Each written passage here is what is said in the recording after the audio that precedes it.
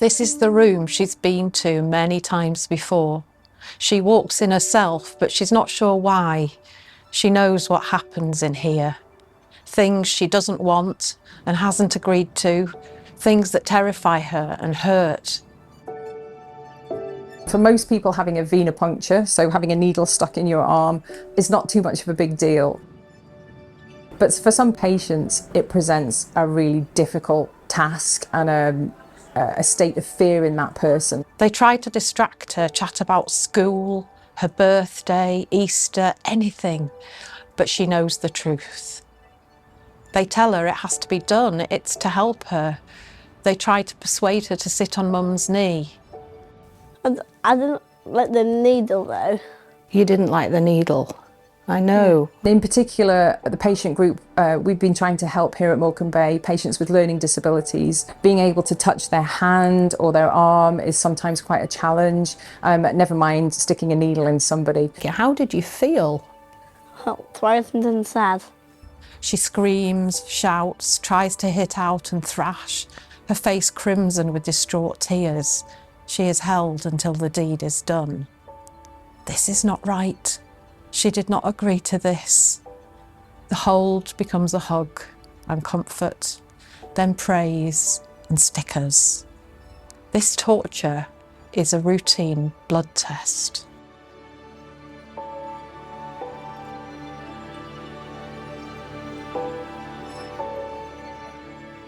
Why do you have to have blood tests? Because I have hypothyroidism and my thyroid gland doesn't produce enough thyroxine. Okay, so you're on a medicine, aren't you, called levothyroxine, and the blood tests show us what the thyroxine level is in your blood, so we can make adjustments to your medicine. Yeah. Yeah. How often do you need to have blood tests done, Abi? Every few months. It used to be very, very difficult, a nightmare, basically. They were fantastic at the hospital. They did a lot of desensitisation work. There was a fabulous team there, but it was torturous. And do you remember we took your doll and you used to go through taking the blood from your doll? Yeah. And then we'd try and take blood from you, but it was all very difficult, wasn't it? Yeah. And stressful, I think, not just for you, but for also for the nursing staff there as well. Yeah.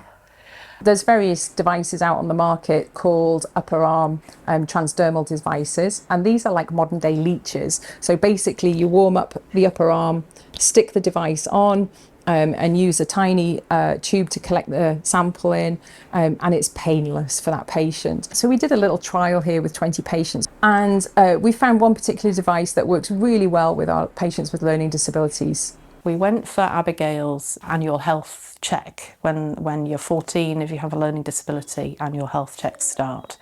We saw a nurse at the GP's and she said, we've got a new way of taking blood that she'd just learned. Do you remember what it was called? Touch activated phlebotomy. Wow! So we call it? Tap bloods. And she said, we can give it a go if you like. And I said, well, why not? And we said, let's try it now. And it was incredible. It was okay and fun. It stuck onto Abi's arm. They pressed the button on the side. Okay. 1, 2, 3.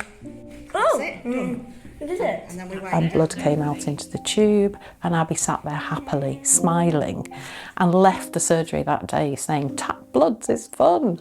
And it was just crazy. I got back in the car and I was almost sort of shaking, thinking, I can't believe how easy that was compared with what we've been through for the last, 13 years. It's made a difference to their lives, I like to think, and also the carers of those patients, and also the person who usually takes the blood from that patient, because for them I hadn't realised it's such a stressful process for everybody around that patient, not just the patient themselves. It's absolutely transformed how I see Abi's future healthcare. She's had it done twice now, and she's quite happy to go. Very happy. Tap bloods is fun.